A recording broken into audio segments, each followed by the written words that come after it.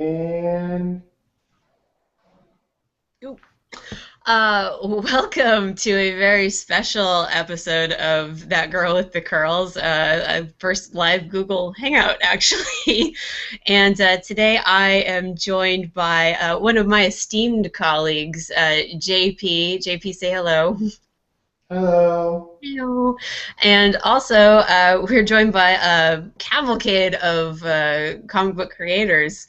Uh, Not only did I pop Andy Soriano's podcast cherry, but now he's addicted to it. So decided to bring along some friends. I'm still bleeding. Is that normal? I don't know. You said it Totally was. normal. It's fine. It's just maybe see a doctor. That's all I'm saying. Uh, so like a tattoo, Andy just has to come back for more, and he brought with him several wonderful creators, all from Image currently. We have, as I'm going from left to right, Daniel Friedman. Daniel, say hi. Hi. Hello. And then we have Cena Grace. Yo. Oh. Tyler Shaneline.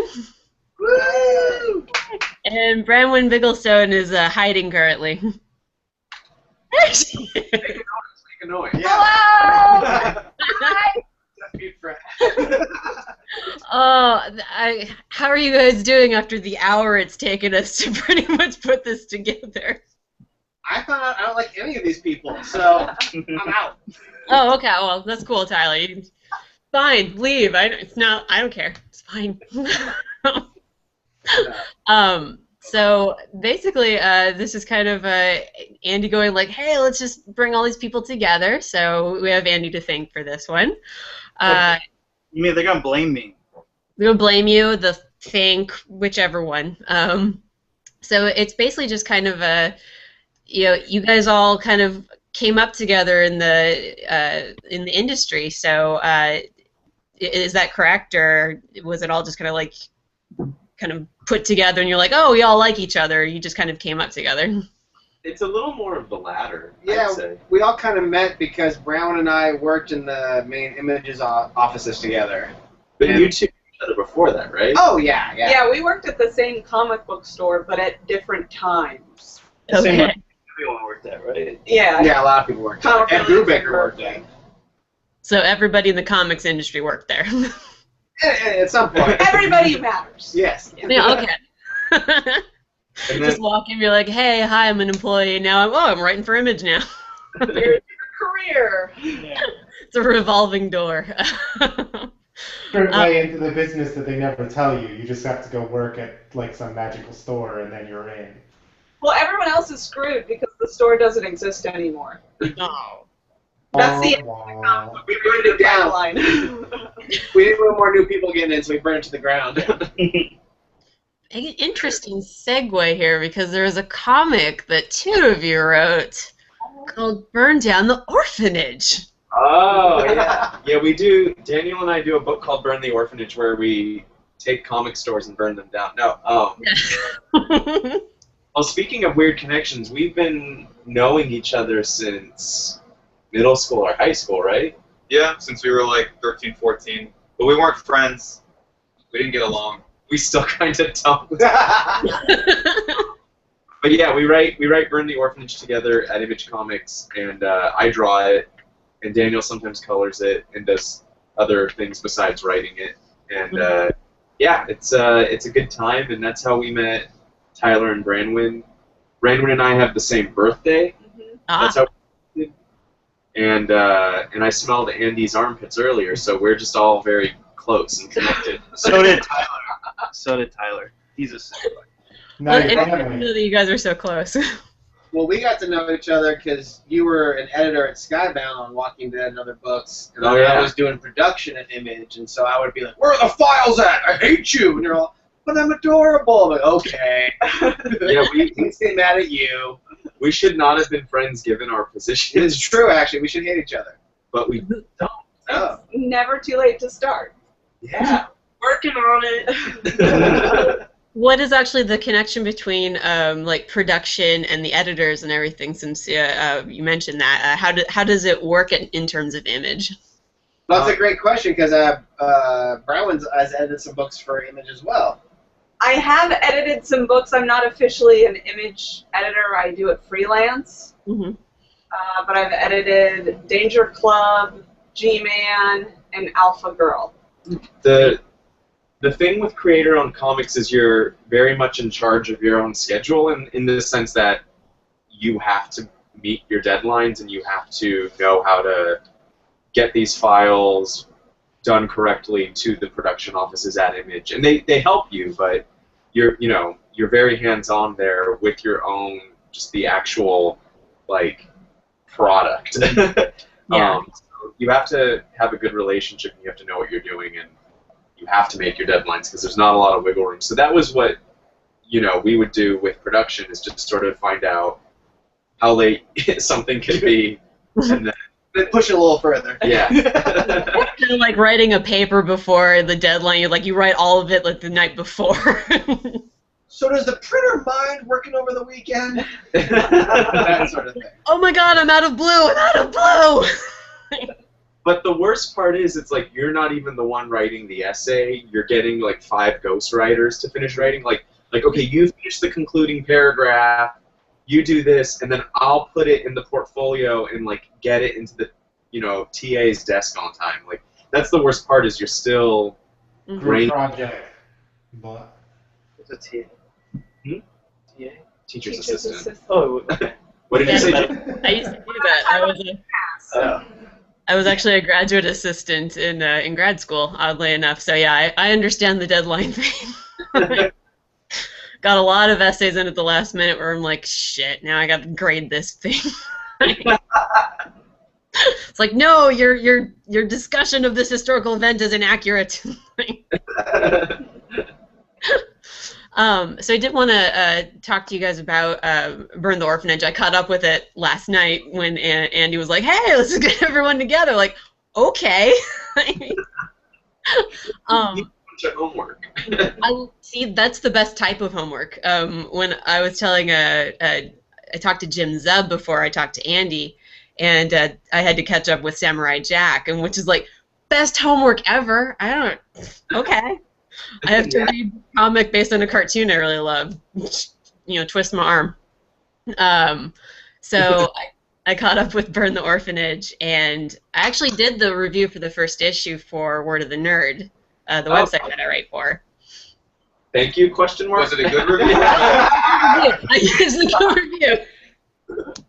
I really enjoyed it. Just because it is every throwback to the 80s that people enjoy. It's this nostalgic wonderland of craziness that I completely love. And so can you talk a little bit about how that all kind of came together? Yeah, I talk a lot. Daniel. Burn the Orphanage came together as sort of an inside joke between us that we just, for a couple months, were going back and forth, making up sort of characters and scenes, and then Cena just started drawing the book, and that's how we started doing it. I don't think we ever intended to, we never set out to do it, it just happened. And you can't say no to Cena. Look at him. Yeah. Look at him. Yeah, look at him. Oh, look at that face. Look at those dimples. But since then, we've embraced it, and it's sort of been our love letter to all the things that we grew up on. So, a lot of, for me, 80s movies, and then video games, specifically from the 90s era, Sega Genesis, and all the arcade games that Cena and I grew up on. And even though we never played them together then, we play them together now. Yeah. Emotionally, we're Yeah. playing them together. Yeah. So there's going to be a Mario Kart reference at some point, right? Maybe, but there's no, maybe. We'll see. There's stuff. Trying to keep the book super serious. So. Yeah, no, I can tell. Like, well, it's one of the things that I do enjoy about it too is that as over the top as it's gotten, there is kind of this really sweet story about friendship. Yeah, that's always been the core theme. Glue holding it together is this theme of friendship, and we try to put as much of our friendship and our friendships with other friends in the book. So it's just a big swirl of friendship glue. Daniel, And, Daniel's the writer. Daniel, We need to market that friendship glue. I need more of that. There's a reason my friends don't stick around, so maybe that'll fix it for me. aw, you need more friendship glue. And I mean, but the lack of irony is very intentional. We didn't want to do a book that was just a joke because that's sort of been done before, and it's hard to connect to that. So I think at least for us, it is a real story, as silly and over the top and crazy and hyper real as it is. It has a heart, and we very much intend to tell a character story within this ridiculous world. So hopefully people will stick around long enough to see that. Do you guys have a planned finish point? Like a lot of people that I have talked to said that they know how it's kind of going to end, or are you guys just kind of going with the flow? Well, I talked to Joshua Williamson and Curtis Weeb, and they have clear finish points for Ghosted and Peter Panzerfaust. So I wasn't. Yeah, the way that we're sort of approaching it now is what we're calling the Hellboy method, which is we do self-contained arcs, so that each arc has an ending, but it's also open enough for an additional story to take place. So right now we have a couple, 5 to 7, 8 issue arcs planned that the book could end after any of one of those. And so, yeah, it could end at any point or it could keep going. We've got this next story arc is kind of we have to do it, even if the sales are in the can. We're still gonna do it because it's our best one. Yeah, we're gonna do a minimum of these 3 volumes, and then we'll see how we feel if we're burnt out. And I've got you know how some people have the final page in their head. I kind of have what I think it should all end at, down the line when we're just done. Yeah, I don't even know what that is. We've talked, and we're both kind of is it worth going there? Is it worth doing that? And we're gonna spend the next year figuring out if that ending makes sense with the journey we've created for the characters. They're not all in purgatory, are they? Lost or something? No, was it you who said that, I stand by that this is all just a kid playing with toys? Was that you who said that? I did read one review where someone was I think this is all just going to pan out to be a kid playing with their action figures or something. No, that wasn't me. No, it's not going to be a twist ending in the sense that it betrays what you started out with. It's it just goes somewhere else, like every story does. And then we're this. So we're figuring that out if it makes sense or not. Well, I liked with how it went with after the first issue, because that was clearly a clear standalone. You could have ended it there, a one shot basically. But then when you started with because the boat ride reminded me of Mortal Kombat or what is it? The Bruce Lee movie, Enter the Dragon, kind of things, taking a boat to a mysterious island where everyone fights each other. Hey, it happened. Yeah, that was true experience. Oh. Good to know that you ran into a sorceress who was half naked. Like you do. That's how they met Tyler. Yeah. Oh! I made a magic, Tyler. The antlers trimmed down. You could be like Maleficent and just get him torn off or something. Spoiler alert! Yeah, jeez. Right, now that movie I never wanted to see is ruined for me. Oh my God, I'm so sorry. Just someone get a hammer over the head. It'd be fine. That was gonna happen eventually. Yeah. And in Burn the Orphanage, there was actually there are backup issues in terms of something that Tyler and Andy have worked on, because it's all one incestuous relationship here. As you can, with Liberty Justice. Yeah, where's the copy? Yeah. Bring it out. Pam Grier in outer space. Pam Grier in outer space, exactly. Look at that. Look at that sucker. It's huge. That's And big. there's the Bigger than comic. Was that? It's perfect for obscuring fellatio acts on an airplane. This is an all ages podcast. No. Listen, I put the 18 and plus only viewer warning on there. We're good. But also, they're not getting the video. They're not seeing what I'm doing. The full effect. No one sees what you're doing, Cena. That's bonus content. Yeah. Whoa! So, Andy and Tyler, what has it been like doing Liberty Justice as these backups and just kind of exploring that world of exploitation, basically? Oh, man. It's been a lot of fun. Yeah, it's a couple of middle-aged white guys, man. We're having so much. Just like all the great blaxploitation films of the 70s, it's done by a couple of white guys. Yeah. Of course. It was born out of Andy and I would be texting late at night. He was up one night watching Emmanuel in Space. Yeah. I was watching Pam Grier movies. I was like, man, Pam Grier never made a sexy sci-fi movie. And man, if you write it, I'll draw it. And I was like, okay, whatever. And so I'm doing something else. Like a week later, he's all, so did you write that yet? I'm like, oh, you were serious? Oh, I'll get to work. Yeah. So I guess all these books were accidents. Is what we're Oh, absolutely. Just The best ideas normally are. Yeah.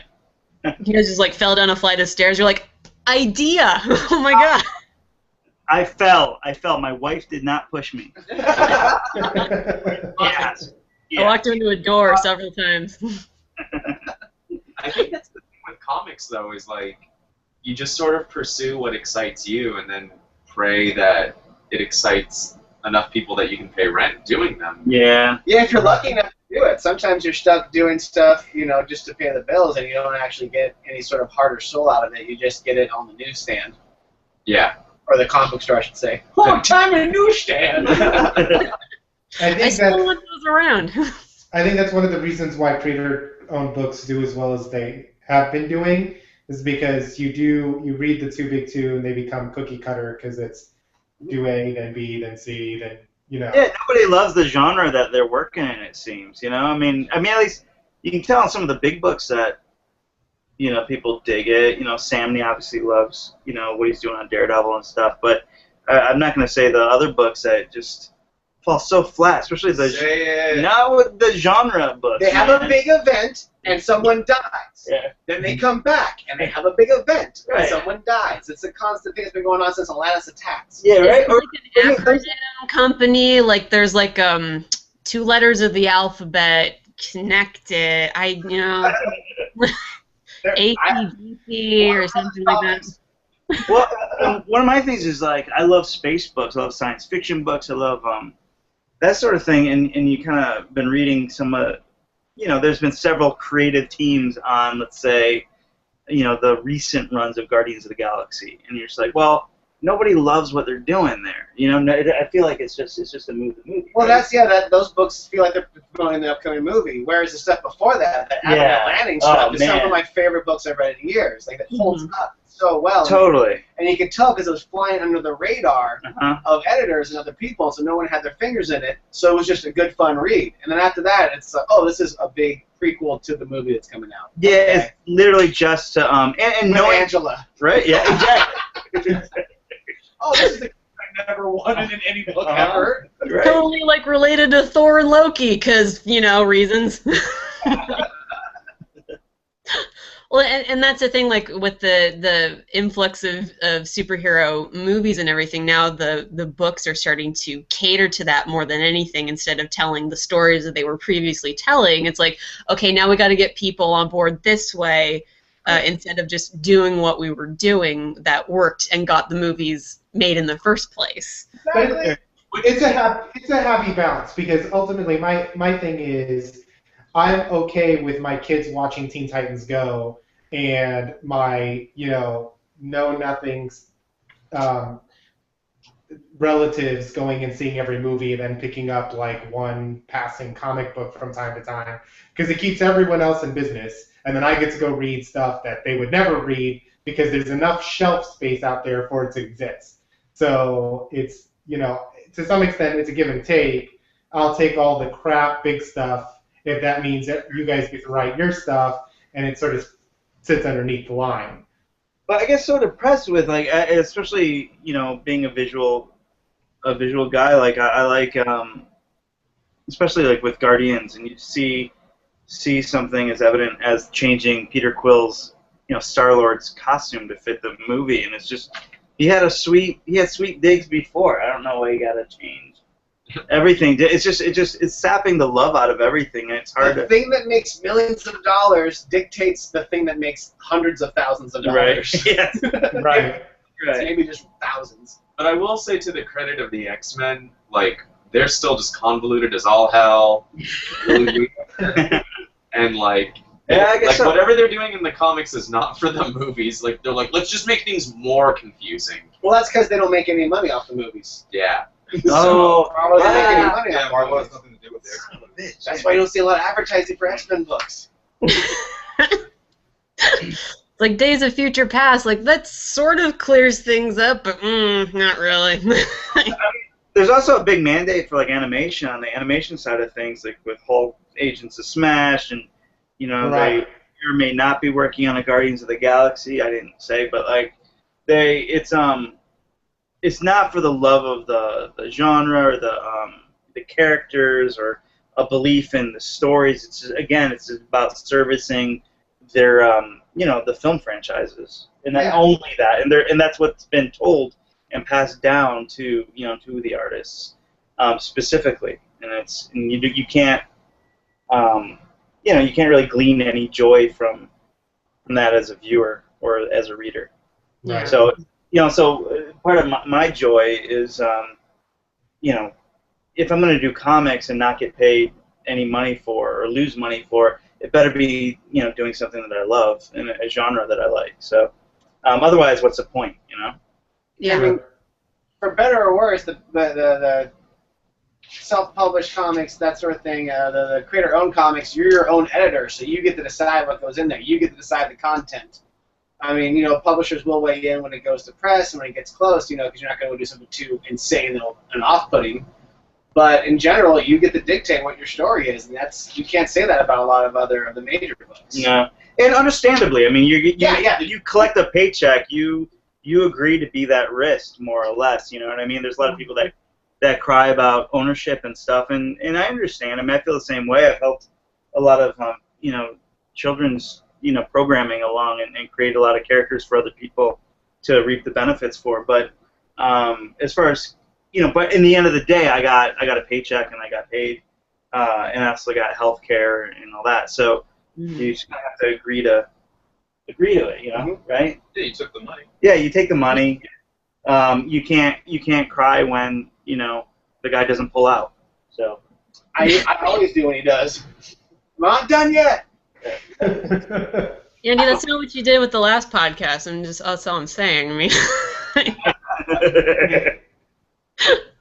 and Brenwyn, I wanted to ask you, like, what's the experience been like for you as a woman in the comic book industry? Because it is a thing that is becoming a much bigger conversation nowadays because of more exposure and more female readership and whatnot.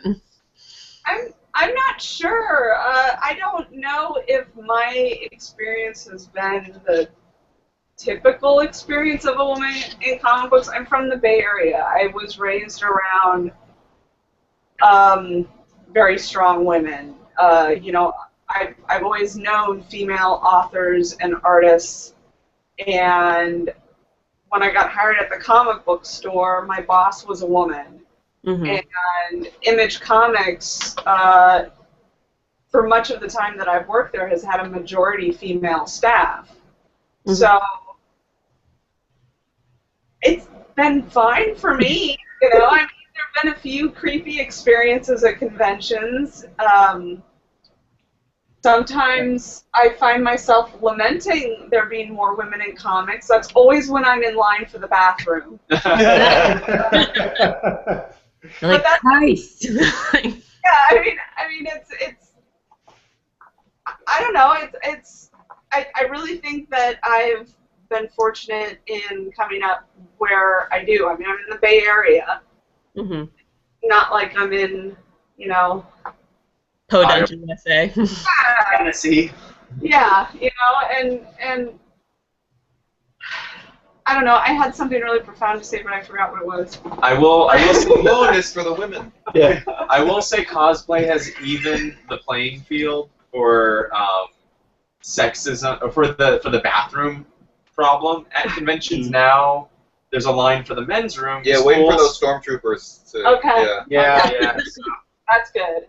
So now, I particularly like the people with the really like sharp anime costumes, because then they're like trying to basically like cover them up so they don't poke people's eyes out the whole time. Like when I was at Emerald City this last year, I mean, there was literally a guy like trying to move through the crowd covering these outlandish like shoulder blades. I mean, really like blade-like things. He's like, "Pardon me, excuse me." It's like, maybe not wear that. I don't know. Exactly. good idea, bad idea. Yeah. Proud. So. This is why I go to every convention dressed as Barney. It just works. People just move out of the way. But no, I know that there are a lot of women who have had horrible experiences in the industry, Mhm. and it's fucked up and it's terrible, and that shouldn't be happening. But my personal experience, fortunately, hasn't been that. Yeah.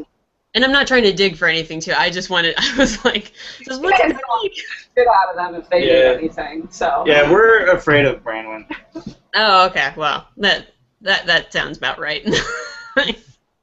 Also, I Well, read then- an image, so Yeah. everyone kind of has to be nice to me. So, I mean, what does go into being the accounts manager at Image then? Writing checks, you know, your favorite person or their least favorite person. Mm-hmm. I usually know Branwen from sending me bills or showing me statements that I didn't know how to read, and then once I finally got like Excel or something, I could open up and see exactly how much money my books didn't make. You could have told me you had it. Stop. What are all these negative symbols and red ink on this, Bradley? Like, how does this PDF thing work? Oh shit! I'm gonna create our own comics. Hey, if I can't open it, I can't pay them, right? I don't owe anything. You didn't sign off of it. I don't know how to do that. All right. So also, like, what has the convention experience been like for all of you with these creator-owned books as well? I mean, they are smaller, but you're also coming from a company that is, I mean, just growing. It's just getting bigger and bigger, and the amount of attention that's coming to Image through these creator-owned books. So what's the convention response been like from fans and everything? Tyler would be able to speak to that really well. Yeah, Branwen and Tyler, man, that's how I mostly know them from. You guys have done how many conventions? Oh, well, yeah, I've been doing the Image conventions for the last 5 or 6 years for them, setting up in booths, and Brown's done it for many years as well. But you get a lot of interesting fans, a lot of people appreciate that we're there.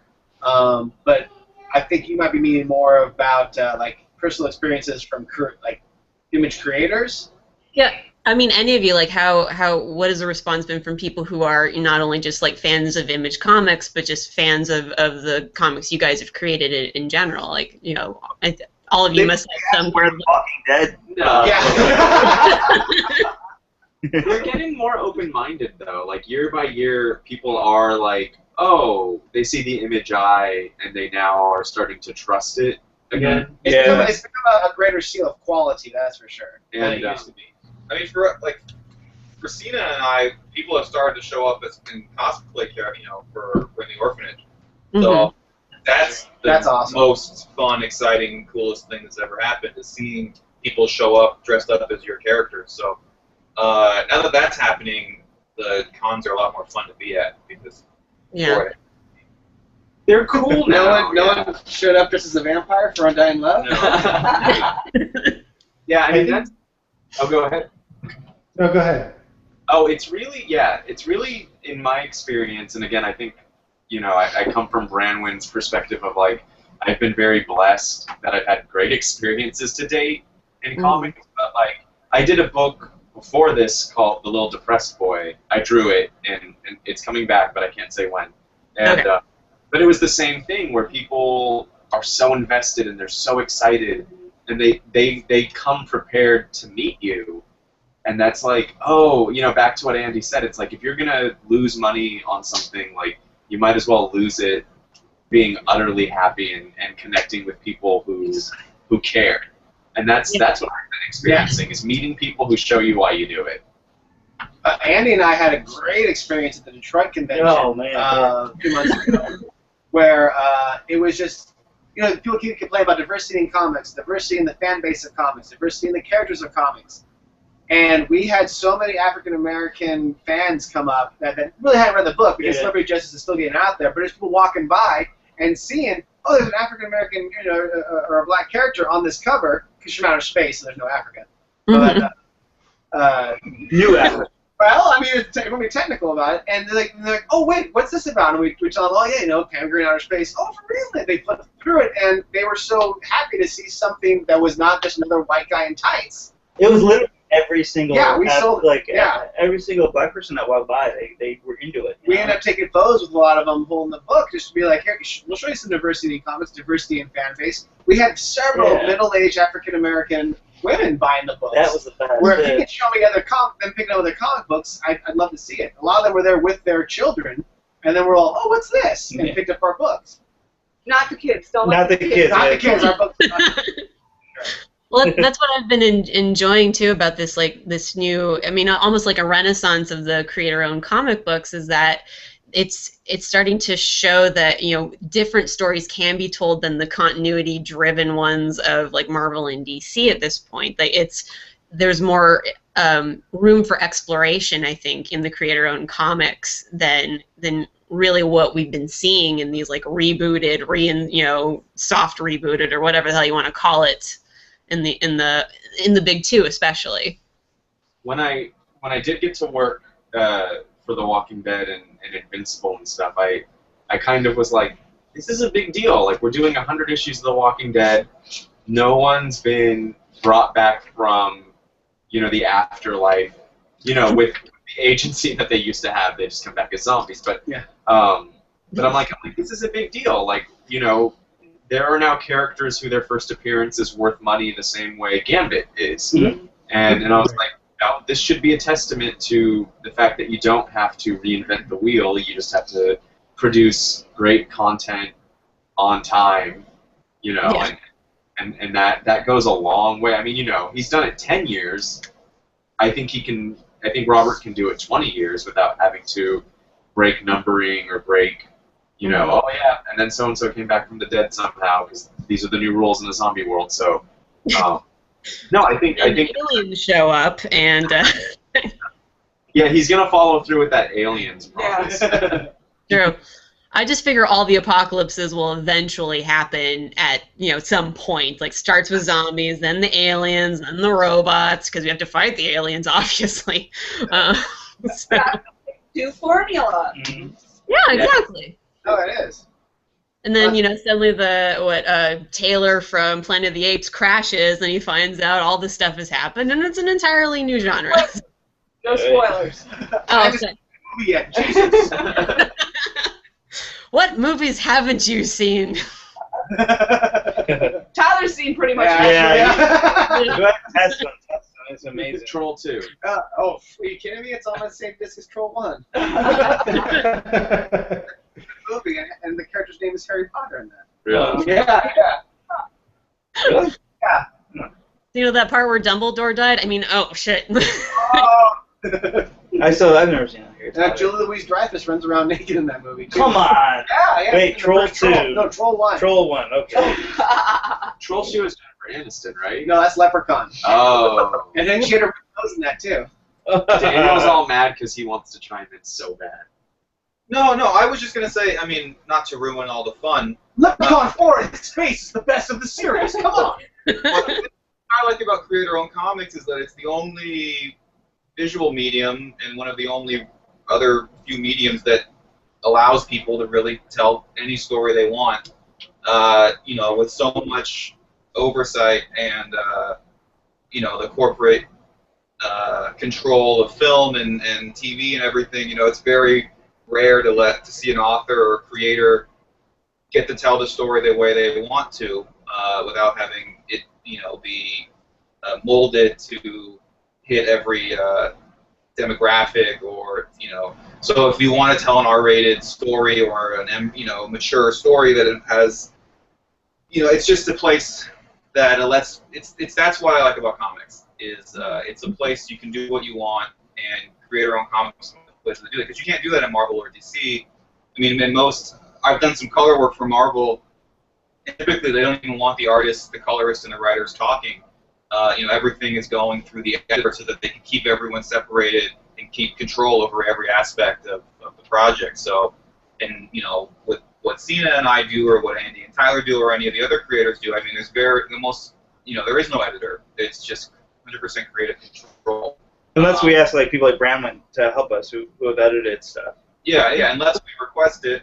But even then, I don't think, Brown, you don't really do the content. You just check spelling. Yeah, I mostly just check spelling, or I'll say, hey, you colored this color in this panel, and it's this color here, or whatever. If something really doesn't make sense, I'll ask about it, but I'm not telling anyone what they can or can't do.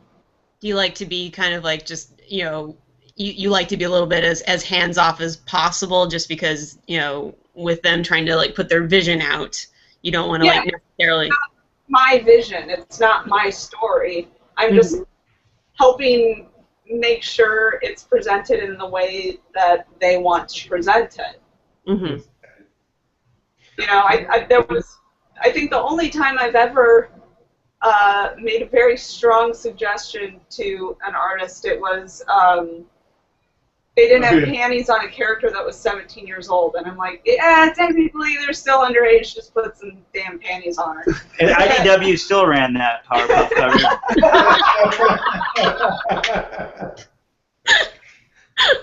Powerpuff Girls After Dark. Yeah, I think going back to the comments about Marvel versus the creator-owned stuff, for me, comic books is always about, and I've said this on, I think, every show we ever have, I think I find a way to say this. For me, it's all about community, right? The reason all of you are in that room together is because you get into comic books and you become part of this community, and you share a passion for something that clearly is never going to make any of you millionaires, right? So, yeah, wait. Sorry. But so obviously it's very, real passion for everyone. So it becomes about the community. I think that's the piece for me when I do read those rote books from the Big Two or something else, where you just can tell this was not sat down with a couple of friends over, a couple hours thinking, okay, what's the craziest shit I can come up with and see if it sticks. It was, here you go, live in your little hole, and I'm going to dictate things to you, and maybe something good will come out of it, but just stay in your hole, don't get out. But the good thing I like about the big, I will say, the best thing about the Big Two and their titles is that there's a shared, there's a shared universe. As a reader and as a fan, I like the fact that all these characters exist in the same. That's what got me in as a kid. I mean, I was just in the other room playing Lego Marvel superheroes with Andy's son, and we're switching back and forth between all these different characters, and all these different relationships that his son doesn't even understand, but I've spent my entire life with. So it's fun to have that, and that is something that is missing from most creator-owned comics. I wish somewhere in the Liberty Justice universe, Bear and all the other folks from Burn the Orphanage exists somewhere. Yeah, we know how to do that actually. Well, I think it all Talk got. about that later. I think it all got tied together when in the last story of Image United, in the last issue of Image United, it all got tied together. What? Don't bring that. You heard it here first, folks. When Pitt and Angela got married and had a Thor baby. Oh. I think it works when those intertwined stories actually make sense to be intertwined, and not when it's forced. If it makes sense, then it's a beautiful story, and you're like, oh, that's great that they showed up here. And then sometimes it's just forced. Like, you're in 6 places at once right now, and I don't understand why. I used to be the guy bought every tie-in, all the Dark Reign tie-ins, all the Secret Invasion tie-ins, along with the miniseries, and I'd be like, wait, this happened there, but Spider-Man was over here when that happened. These don't actually. It's all a lie. Yeah. This wasn't planned out at all. This Wrestling's fictional not universe real? sucks.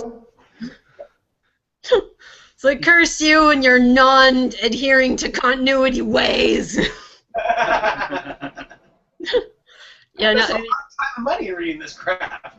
Yeah, well, I I think mean, that's always been the thing with like the event books that frustrates me is that, you know, especially now with comics like going up in prices too, it's like if you have event books, you can't necessarily afford all the tie-ins.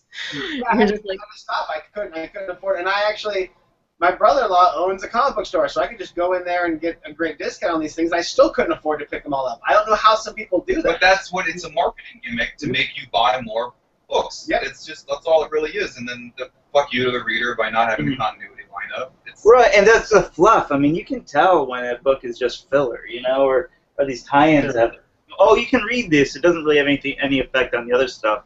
Gives you a broader sense of the story, but it really doesn't. You know, finding out what this character, you know, when he went shopping while the invasion was happening, and you know, like it's not. seen as a issue. I really wanted to know what Captain America picks up at the grocery store. It's all wholesome food. It's like a lot of like whole milk and everything. tons of whey protein. You get his clean food now. Very clean. It's like I've got to clean up the bathroom too. Oh my god! I'm like, oh, it's like it's not clean enough. He just gets lemon juice, salt, and hot water. That's how the person does it. Cleans Well, out blood. and I was gonna dry. ask like what books got you guys into the comic book industry? What like really got you interested in comics? Witchblade? Yeah.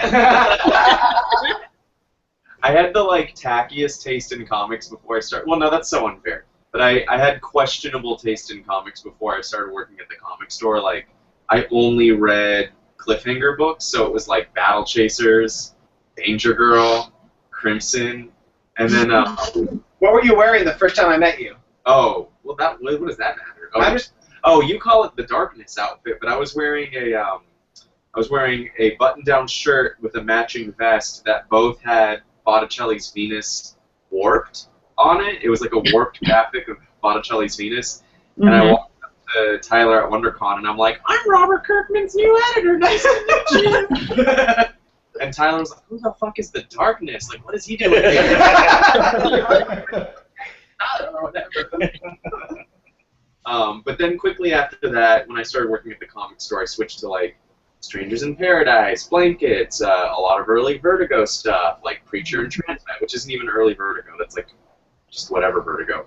But yeah, then I started reading the black and white stuff, and that's why I like Burn the Orphanage, because it's a little bit like the silly, you know, 90s and early 2000s comics I like, but then I try to make it all like we try to give it this like soul and personality that you get when you read, you know, quieter books, smaller books.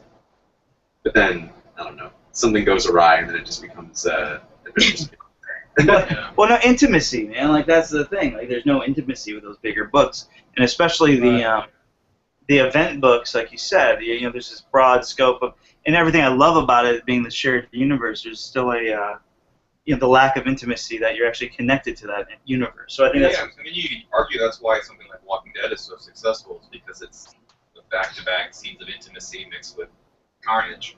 And then, you know, some people complain that kind of stuff is too much dialogue or talking heads or boring, but you know, I think for a lot of people that's what they're able to connect to.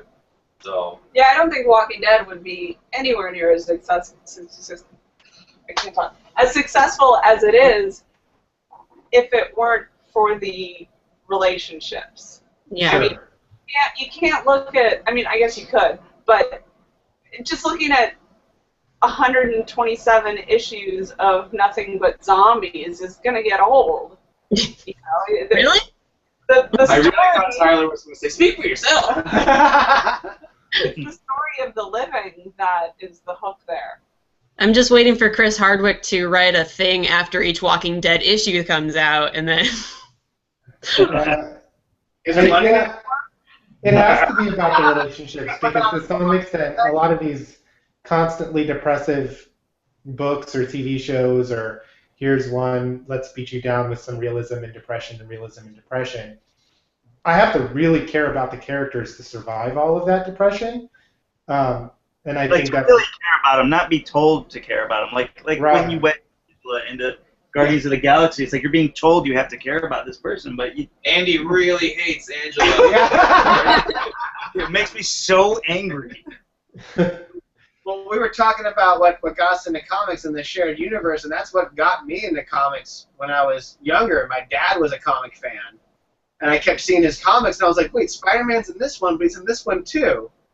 And like, oh yeah, he goes through all the different books. And I think that is what can get a lot of kids into comic books, but then it's getting them into the other stuff afterwards, you know? Yeah. I'm so excited for Spider-Man, X-Men crossovers. as a Oh, kid. yeah. Uh-huh. Like, I think my pizza place, like Domino's, was doing the free comic or something. Did I make that up? Yeah. You'd get, like, a free comic if you Oh, ordered the was pizza. it was Pizza Hut? Pizza Yeah. Hut. It gave the X-Men. free X-Men. Yeah, X-Men. That was ill. and actually, that's sort of my way in too, because I used to collect the comic book cards when we lived in Germany. That they didn't always sell comic books on base. They only have the comic book cards. So I'd collect the cards and try to map, because you see characters mentioned in other characters' cards. Yeah, that was the Yeah, I loved those cards. I loved all the Marvel stuff when I was a kid. And then sometime around like 15, 16, I was all, yeah, I think I like girls. I'm going to put these comic books away. A couple of years later, you know, like right after high school, senior year of high school, two of my friends came over, both girls. And they came over to the house, and like I opened up my closet, and they saw some comic book boxes in there. I And like they're all, where this is going. are those comic books? And I was like, I guess I don't know. And then one of the girls, Gretchen, she's all, have you read Kill Your Boyfriend? And I was all, wait, what? What's that? And then my other friend was like, yeah, you should read Sandman. And I'm like, wait, what are these books? And they totally brought me back into comics with those books and Tank Girl. And sadly, neither of those women women, neither of them read Are comics. women anymore. Yeah. Read comic books anymore because they say they don't like going to comic book stores, and they have a hard time figuring out what they should be reading because nobody wants to help them. Yeah, that's again, that's been another one of the ongoing issues. Like there was the episode, I guess, of Big Bang Theory where the three women go into the comic book store, and it's very much one of those shows where they're trying to like include everyone, but at the same time it's at the expense of laughing at other people. You know, it's like the only episode of that show I've ever seen, and it's like the needle skips on the record, and you know everyone's like, "Oh my God, there are women in here!" And well, that show's nurse exploitation. There's no truth to that show. Yeah, that it show makes is me fake. crazy. That show makes me unbelievably angry every time it comes on because it's such bullshit. Was like off the rack. It's like Angela, okay? You understand? It's Angela of sitcoms. But more Bazinga! it's like, Tyler, I really feel like there's a group that you need to go see. It's called Angela's Anonymous. He has a problem with Angela. I have problems with fake sitcom nerds. That show nerd shames. I hate that show. Anyway, sorry. well, that's the thing. There's still a lot of comedians who still do the bits about, you know, the girl comes over and sees his comic books under the bed, and it's like, ugh, you're a nerd. And Yeah, Tyler it just told feels, us. Yeah. I know. Well, that's what but instead His story was that the girls were into it, but when I hear comedians tell these jokes or whatever, it feels so anachronistic to me. It's like you're still doing the same material Yeah, what a about comedian nerds' from rights? the 80s was doing. That's not what it's like anymore. In some places, sure, I'm sure it is, and in some areas. Yeah. But, you know, look at these people that are in these things that created these multi-billion-dollar franchises. You guys are nerds. yeah. I've gone to comic book stores across the country. I've gone to comic book stores in Europe, and there were women working in them, and people spoke to me and didn't just point and laugh. You know, I mean, my experience has been generally pretty good, but there are also, I know, a lot of really shitty retailers out there who don't seem to like selling comics. Yeah. They don't want to make more money. They just want to like sell their garage, basically. They want to have a forum to sit around and veg. There was a store I went to once in Palm Springs, and I walk in, and I'm like, hey, where are your graphic novels at? And he points to a glass case. And I'm like, well, why are they in there? He's all, those are $15, $20 books. I don't want people flipping through them and messing them up. No. I'm like, but then how do people read to what? They're not for reading. I mean, they're not for the thinking words. But no, I mean, I've had the same experience really because my local is in Seattle, and it's I mean, it's a great store, Golden Age Comics, and it's run a lot by women. There's like an equal balance of men and women. And I've gone in there, and they've just been completely like, what do you want to read? Here's a huge stack of books. We'll just recommend till the cows come home. Here you go. Spend all your money. And there are great stores that embrace female readership, like Fantastic Comics in the Bay Area, Challengers Comics in Chicago. I mean, there's a lot of great stores, and I want to focus on the negative ones. Yeah, no, it's been great. Yeah, there's great ones that do not only women but children. Yeah. They do children. Yeah. And gays. And gays. And the gays. Yeah, the gays. Well, and that's been the thing too with a lot of Marvel, DC kind of like canceling these all ages books, and then it's just like these are the people you really want to be courting because they'll grow up with them and then want to read more. Comics, kids. I mean, I'm guilty of writing books for adults, but at the same time, there aren't very many books aimed at children. Even the Marvel and DC books are incredibly dark and violent. Mm-hmm. And so I worry about the new readers, that there's a lack of new blood coming into the medium, especially when they have to compete with video games and the Facebook and the internet. The Facebook! Yes. The Facebook. Well, Friendster. If you guys want to find me, I'm still on Friendster. If it makes you feel any better, my 6 and 3-year-old are all huge comic book fans, so it does make it indoctrinating them. But yeah, wait a couple years before you show them our books. Yeah. Well, yeah. No, I'm good. Like I said, Teen Titans Go is about as crazy as we get at the moment. So. Samurai Jack's okay. You can do Samurai Jack. Yeah, Samurai Jack will totally work for small kids. Like I'm trying to indoctrinate my nephew, sure. So I'm just like, come on, here's some Batman. I mean, not that Batman, but this Batman. Yeah, I mean, it's tough. Like, I have a little brother who loves playing all the video games and watching the movies, but he doesn't read the comics, and I'll bring him comics and he'll flip through them, but he's just not. He was introduced to these characters and these stories and worlds through other mediums, and that's how he knows them. And even Andy's kids are playing the Lego game, but I don't know if they're actually reading any of the comics. So it's interesting. Andy won't buy them the comics. He's like, I don't want them getting something. Don't you realize Angela's in these comics? Put Angela in the game. Yeah, but I would argue that our generation, I don't know the mean age of the room. I'm going to assume you're all around the same age as I am. We had the X-Men cartoons and Batman the animated series, and for a lot of people in our generation, that was our way into comics. And we ended up reading them. Yeah. I might be the oldest one here. So. Nope. Oh. All right. I'm the oldest one here. Oh, hi. So I would just say that those other mediums can work. I think it just comes to, and for me, is that first comic book you go out and spend your money on. Yeah. Does it draw you in? Is that the one that catches you? For me, it was Night Stalkers #1, and Blade. Yes! And Blade has been my favorite character ever since, right? So to some extent, is it that it's about that one experience where you take dollars out of your pocket and finally say, okay, I'm going to buy this? Does that hook you? Sure. Yeah, I mean, I've gone to the point where I don't know if you guys can see this, but I have Big Barda. Oh, nice. So, yeah. She, I started getting in with Kirby and all that kind of stuff, so it was just like, I want the fourth world all over.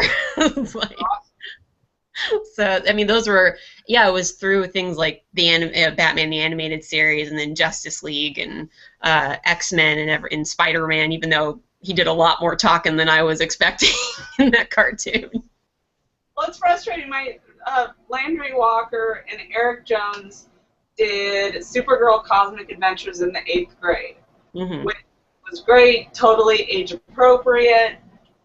You know, I gave copies to every little girl I knew, and they all loved it. And Eric and Landry always wanted to do Supergirl Cosmic Adventures in the 9th grade, and then the 10th grade, and keep it going. Yeah. But DC just hasn't been interested.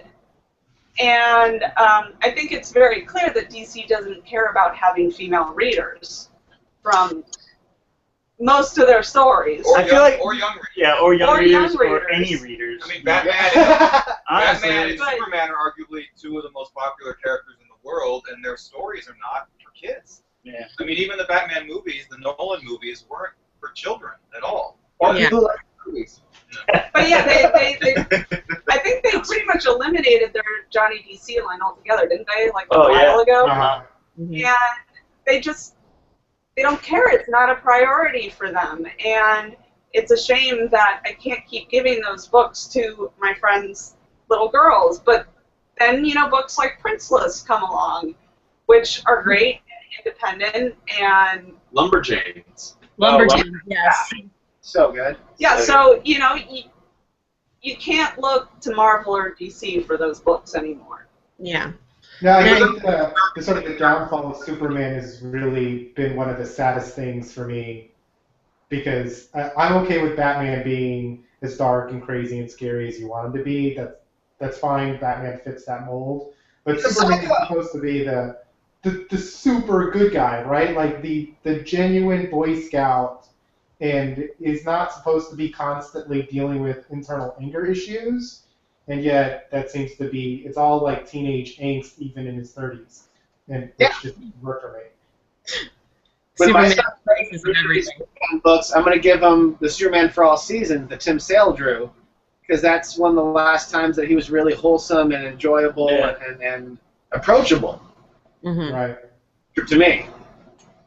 Well, even just like anything like a lot of Darwin Cook stuff, like the New Frontier, was really enjoyable because he really understood all of the characters in terms of their golden and silver age ideals, and you're just like, yeah, that's I mean, it's for mature readers, but it's something that you would almost want to give to a young adult reader and just be like, look, this historically has context to it. And is also really fun because there's dinosaurs and islands and aliens and all kinds of shit. So, I mean, that's the thing. Like, we keep moving away from good craziness to super dark, brooding craziness. You know? Yeah. It's like, how many limbs can we tear off? And so it's like, well, apparently all. Of them. So you've read Burn the Orphanage. Yes. Well, I find it interesting in every event comic at DC, someone's like leg or arm gets taken off or something. That's the arm I shot heroin in, because I'm a dark character. Oh, Oh. God. Big Brr. Well, guys, we've been going for about an hour, and we generally play. Huh? Can I say one more Andy thing? needs to talk about Angela a little Yeah, I was bit. gonna say I fucking hate Angela. We can make this more about Angela. I mean, what aspects of her do you really not like? Does she have eyes? She doesn't even have fucking eyes. And what is that? A film strip that's like floating around her? I don't know what that is. What is that? It just floats. It just floats, and it's not connected to anything. It's made of spawn energy or something, I think. All right, I'm leaving. Andy, I do have a question for you, because you've brought up Guardians of the Galaxy and sort of your disappointment repeatedly. I do have to ask you, are you going to pick up Rocket Raccoon, though? Oh, hell yeah, Well, that's- man. Scotty Young. Okay. All right. I just want to make sure we were level setting a little No, bit. that's a guy. That's a dude that genuinely loves what he does, no matter what he does. Yeah, one of the best guys in the industry, hands Yeah. down. I will buy anything that Scotty ever does. That guy is a sweetheart, and he's so damn talented. And you can show anything he does to your kids. Yeah. Absolutely. Because it'll be adorable. I have a wall. I had to take it down because we're moving, but I have a wall of nothing but Scotty covers. Like it's just Scotty Young covers on one wall. Yeah, that's what Tyler. Tyler gets all the Scotty Young. Oh yeah, I have the big Avengers X-Men poster up on my kid's room. I mean, the shame is that he, like, as a person, he's morally bankrupt. Well, yeah. The biggest asshole. Oh wait, Scotty Young. No, he's awesome. That guy is. No, he actually is. He's really probably one of the nicest guys you'll meet at any convention or anywhere or work with. He's great. I mean, he's actually helped a lot of us. Man. Yes. He's been like our home away from home when we go to conventions, and he opens up his Marvel paid for suites or whatever, and we all get to hang out and just draw. Don't let Marvel. Don't let Marvel know. Stop talking. Oh. Edit that. Yeah. What were we talking about? No one can go back to the tape. No, sorry. It's all on the internet now. Oh, You brought up Rocket Raccoon. I couldn't believe I was in Target the other day, and an entire wall is just all different Rocket Raccoon toys. Really? Of different sizes, tiny ones, big vibrating guns, one that shoots and turns guns. And you told me 5 years ago that I would walk into Target and see a wall of variant Rocket Raccoon figures. That's insane to me. I really hope the movie does well because that is a fun character, and I hope that it boosts Scotty's book as well. Yeah. but I think that definitely those trailers that James Gunn put together. I mean, the first one when it came out, like I knew next to nothing about Guardians of the Galaxy, and then that trailer comes out with the ooga chaga, ooga ooga, and I showed that to my parents who aren't really big like comic book people, and they're like, okay, I'll go see that movie. Like it's like I know, right? Like, and especially when Rocket's on top of Groot, it's just that image of a raccoon with a gun. It's like, A raccoon in a tree, right? Yeah. Wonder Woman, of course. So I love that meme going around too. Like Marvel. Go back to the Abnett and Lanning, the Guardians books, man. Those are great. Yeah, those are some of the whole space stuff that they did, that framework they built, and I'm pretty sure they're going to use in the movie because they essentially created Groot. Yeah, man. You know, It was. and made him what he is. Now Vin Diesel is going to remind you who he is. So he's just going to go back to his Iron Giant days, and it'll be awesome. Oh, it's a good movie. Yes. My favorite Diesel film. Does Groot in the comic only say Yeah. his name? Yeah. Okay. Yeah. Groot. It's like Hodor. Yeah, Hodor. Uh, He's the Hodor of Marvel Universe. So Oh, today. well, that's not hardly a spoiler. As I was saying, I'd go down on Hodor. Focus! Like, what's That's that? sorry. Well, like I said, Image comics. Yeah, actually, yeah. next time you guys come, like if you guys come back for Emerald City Comic Con, I'll totally go to the image panels and everything. But like I said, it's been about an hour, and I'm sorry that it took us so long to get this all going, but I'm so glad that you guys stuck around for it, and we're very patient. So before we go, where can everyone find you guys online? We'll just start, Andy, we'll start with you, and then we'll go from Daniel all the way to Branwyn. Okay, Wolfboy74 on Twitter. And how about, let's see, I'm on Tumblr, andystoriano.tumblr.com, and you can actually access all of my sites from there. Cool. Yeah, the easiest way to find my social network stuff and my work is on my website, which is bandittown.com with a dash, bandit-town.com. That's for me. And on everything, I'm just Sina Grace, SINAGRACE.com or @ or whatever. And you can find me on Twitter, Tyler Shaneline, all one word. And It's not Tyler Krebstar anymore? no, it's just Tyler. I don't have. You're spoiling everything here, son. Tyler Shaneline on Twitter, and Andy and I will hopefully have some news coming up about the future of Liberty and Justice. And I'm going to have a book with Shaky Kane and Richard Starkings called The Beef coming out early next year. Excellent. And I am Biggletron everywhere. BIGLETRON. It really is, that's a real name. It's crazy. It's No, it's not. I know. but yeah. It's her real name's stupid. No. Her real name was created by J.K. Rowling. She can't use it on Twitter. You're going to be in Fantastic Beasts and Where to Find Them, right? You're going to be in that movie. Awesome. So, JP, where can people find you as well? So I don't have an answer to that question anymore because I'm not allowed to be where I used to be. Oh. Lots of relive old things. So just find me on Twitter. You'll find me. I'm Okay. there. Also, if you look on a map of, I think it's Amber Alert or something. That's me. I'm the red dot. Like, no pictures, no pictures. And you can find me, I write reviews and articles for wordofthenerdonline.com or just wordofthenerd.com. I also have my own blog, Maniacal Geek, on WordPress. And you can find me at Twitter at darling_Sammy. So on behalf of That Girl with the Curls, thank you, everyone, for joining us for this podcast party. Internet. You're awesome. So cool. We can, and JP, whenever you want to stop the Bye, recording. everybody. Bye.